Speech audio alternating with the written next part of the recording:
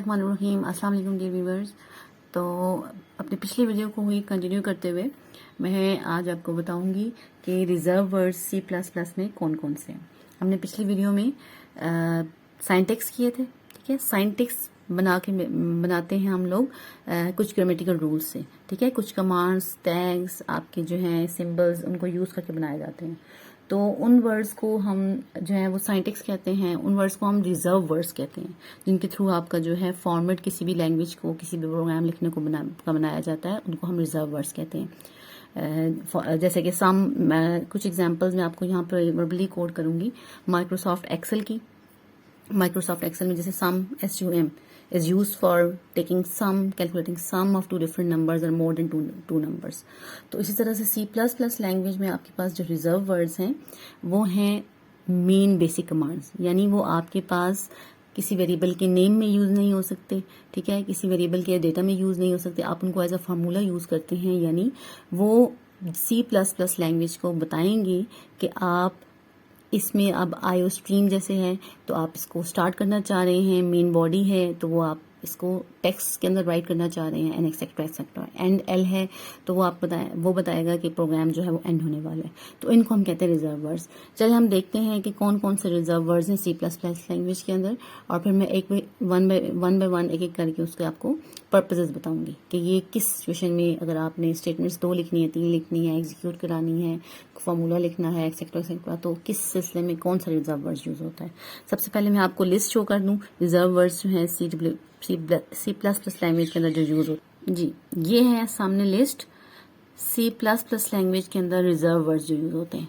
Auto, const, INT, short, structure का STRUCT, unsigned, double, float, break, continue, long, signed, switch, void, else, for, case, default, register, size of, typedef, volatile, enum, goto, char या care character से, do, return, static, union, while, extern, if। सिर्फ यही नहीं है, आपके पास C++ language में बहुत से रिजर्व वर्ड्स हैं, लेकिन ये कुछ कॉमन रिजर्व वर्ड्स हैं, ठीक है। कुछ कॉमन कमांड्स आप इनको कह लें, जिनको हम मोस्टली C++ लैंग्वेज के प्रोग्राम्स के अंदर यूज करते हैं। अब मैं वन बाय वन करके इसके आपको पर्पसेस बताती जाऊंगी, ठीक है। और साथ ही C++ लैंग्वेज में हम इनको यूज भी करके देख लेंगे कि इनका क्या पर्पस है। ऑटो कीवर्ड है ना, ऑटो कीवर्ड क्या करता है, it specifies the type of variable that is being declared will automatically be deduced from its initializer, ठीक है। आपने जो वेरिएबल लिखा है, अब वेरिएबल ऑब्वियसली हो सकता है आपके पास या तो न्यूमेरिक हो या अल्फाबेटिक वेरिएबल हो, तो उसकी जो टाइप है ना वेरिएबल की, वो ऑटोमेटिकली स्पेसिफाई हो जाती है। यानी बार बार आपको उसकी टाइप जो है वो डिफाइन नहीं करनी पड़ती। वेक्टर जैसे देखें इस प्रोग्राम के अंदर, इस एग्जाम्पल के अंदर, अब यहाँ पर ऑटो कमांड यूज हुई है, वेक्टर इंट,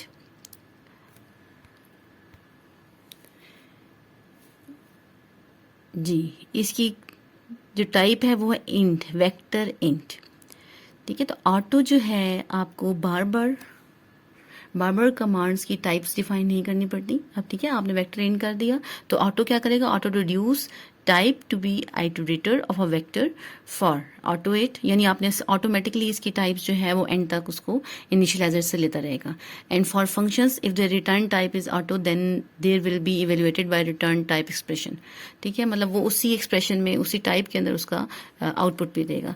अब ये प्रैक्टिकली हम कुछ प्रोग्राम्स करेंगे, उसके अंदर ज़्यादा क्लियर आपको समझ आ जाएगा।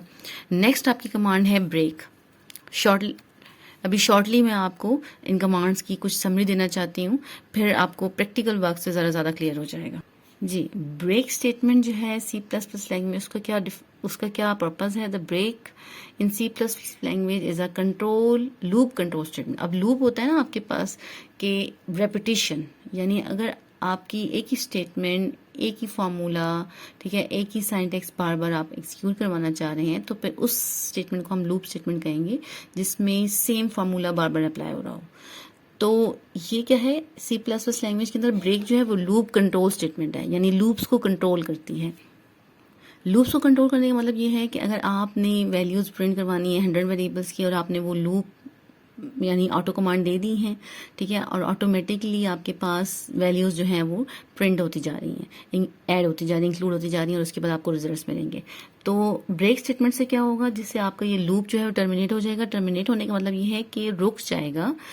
आया आप अगर 80 लाइन में पहुंचे या 40 लाइन के बाद आप उसको बंद करना चाह रहे हैं, उस लूप को आप चाह रहे हैं कि 40 के बाद वेरिएबल्स प्रिंट ना हो, तो उसके लिए आप जो है वो ब्रेक की स्टेटमेंट यूज करेंगे। As soon as the break statement is encountered with the loop iteration stops there and control return from the loop immediately to the first statement after the loop.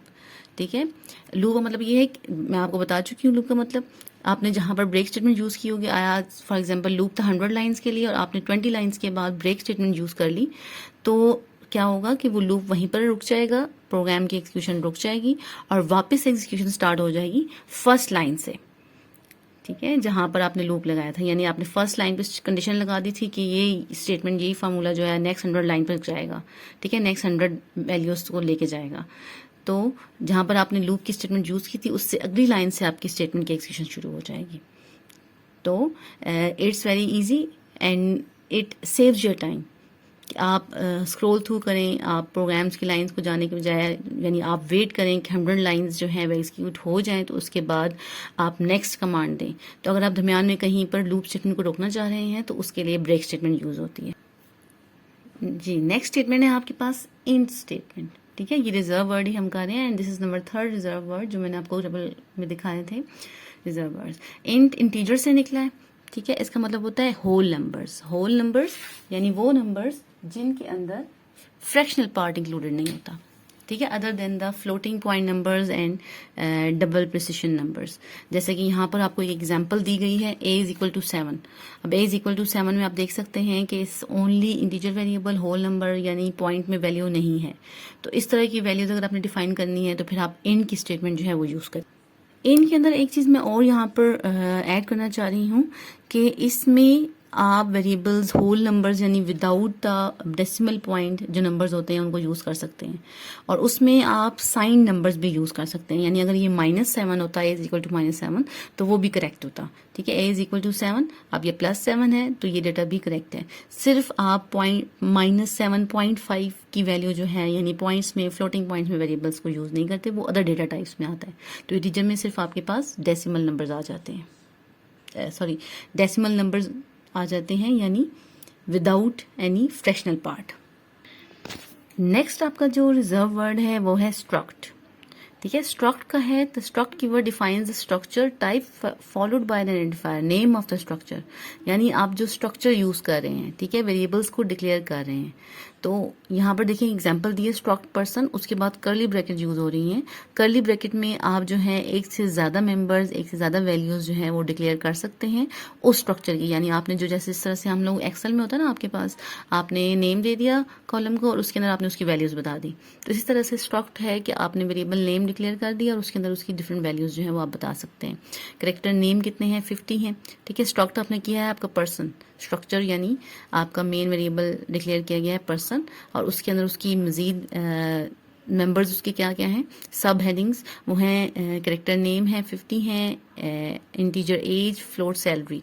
मतलब ये उस बंदे की, उनकी salaries, उनकी as और उनके नेम्स जो हैं वो प्रिंट करेगा। और फिर आपके पास देखें कर्ली ब्रैकेट्स जो हैं वो क्लोज भी हुई हैं। तो ये फंक्शन है आपके पास स्ट्रक्ट वेरिएबल का।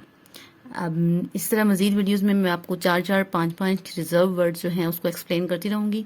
तो कीप वॉचिंग माय वीडियोस, क्योंकि जब तक आप बेसिक्स नहीं समझेंगे किसी भी प्रोग्रामिंग लैंग्वेज के, तब तक आप अच्छी तरह से एक सिंपल सा प्रोग्राम भी नहीं लिख सकते।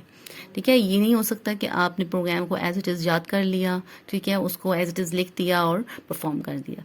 बट अगर आपको इसके साइंटेक्स रिजर्व वर्ड्स और रूल्स पता चल जाएं, साइंटेक्स यानी ग्रामेटिकल रूल्स पता चल जाएं, किस तरह से कौन सा कीवर्ड जो है किस मकसद के लिए यूज होता है, किस पर्पस के लिए, तो आप किसी भी किस्म का डिफिकल्ट से डिफिकल्ट प्रोग्राम भी लिख सकते हैं बाय योर ओन सेल्फ।